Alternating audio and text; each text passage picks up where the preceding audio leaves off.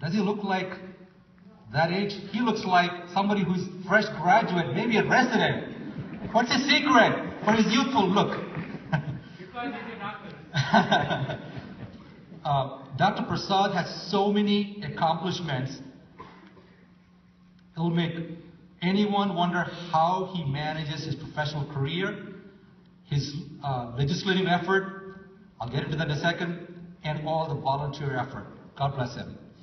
Dr. Prasad has been elected as the top doctor in Connecticut by the Connecticut Magazine for the last 5 consecutive years. How about that? I think this symbolizes, or epitomizes, maybe I should say, his professional accomplishments. You'll read like the resume of the U.S. Surgeon General.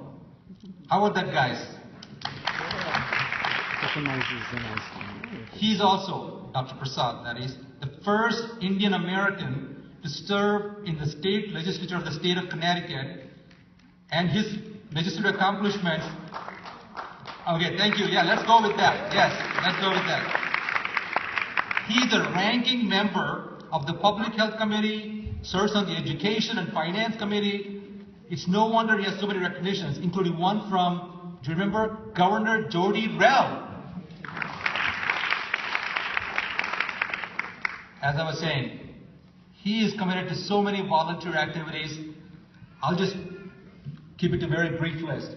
But I would be remiss if I didn't mention his service to the Indian community. That is our function today, after all, right? Particularly through his leadership and service to Satyanarayan Mandir in Middletown. After all, we're also a spiritual and religious organization, so we feel sisterly organizations.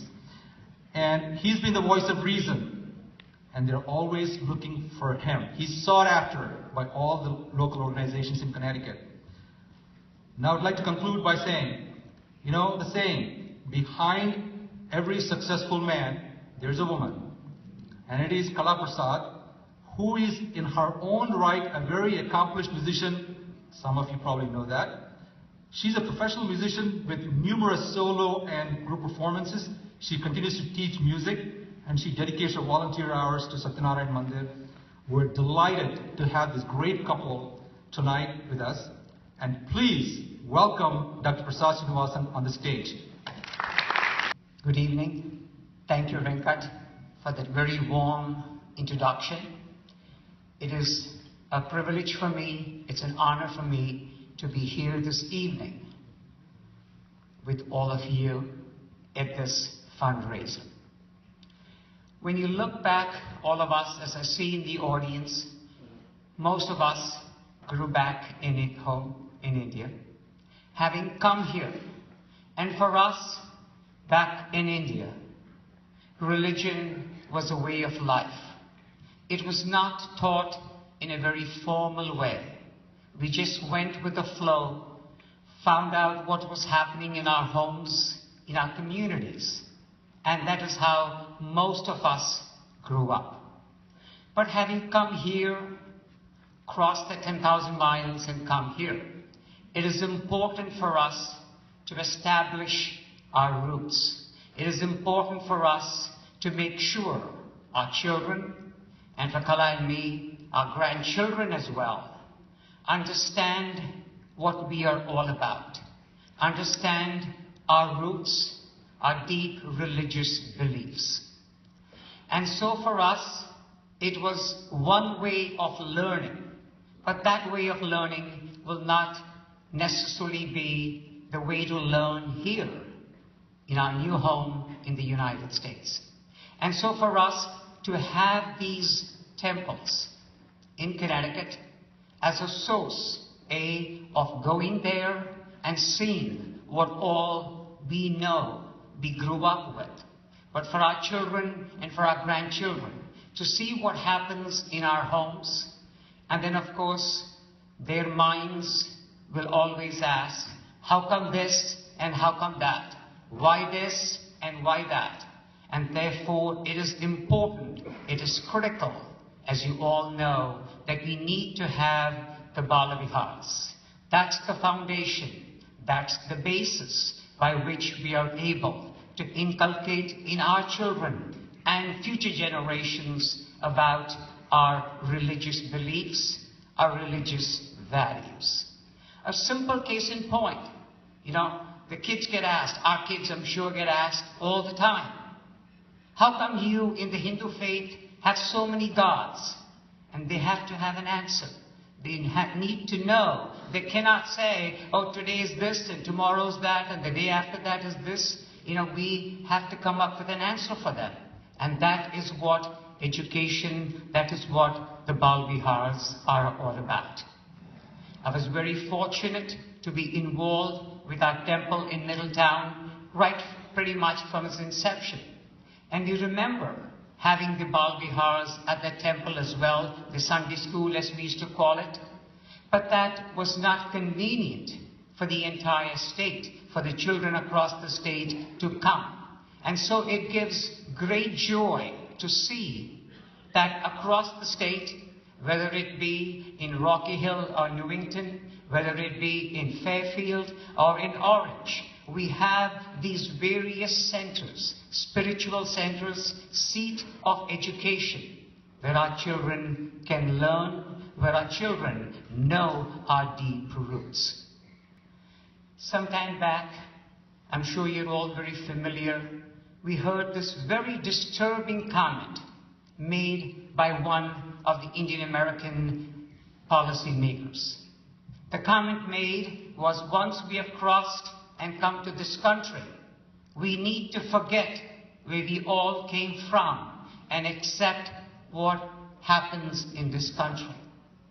All of you, I'm sure, including me, vehemently oppose that theory. We are Indian Americans. Everything good about the United States is part and parcel of us. But we cannot forget the good that we have learned back from India. So for us to be able to incorporate our values, our religious values, our rich culture, our rich heritage, and then become a part and parcel of the United States. That is what an Indian American is all about. And that is what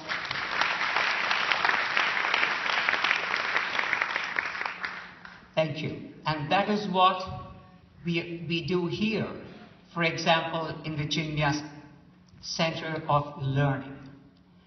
The children are taught, and of course I heard that there are satsangs for adults as well. Tomorrow, I'm told, and I'm very pleasantly surprised that tomorrow there is going to be a kind of a chanting for Gita chanting, and that is going to be a competition for Gita chanting. And I could not believe that 45 to 50 kids and young adults are going to participate in this challenge today. That speaks volumes of what Chinmaya does. And finally, for me, coming here today brings back very, very pleasant memories of my own childhood. Swami Chinmaya, as we all know, traveled extensively in India. And when he would come to Mumbai, where I was growing up, a young child, and then moved to Ahmedabad as a teenager, there would be times, multiple times, where my parents would drag me and my sister to go and listen to his various teachings. The first or two times, we would go very reluctantly. Who would? What teenager would want to go and listen to these discourses? But we all know, we have heard how fascinating, how mesmerizing he is. And that teachings, what we have learned from him, coming down through these various systems, is what we are going to teach our children and our grandchildren. I commend very much the Chinmaya mission here in Orange, in Fairfield, in New Haven, for all that they do. And I'm sure that for years to come, they will be the center for learning for what we are, who we are, and that is important for us, for our background, for our rich culture and our rich heritage to flourish in this country, in the United States. Thank you very much for giving me this opportunity to say a few words this evening. Thank you.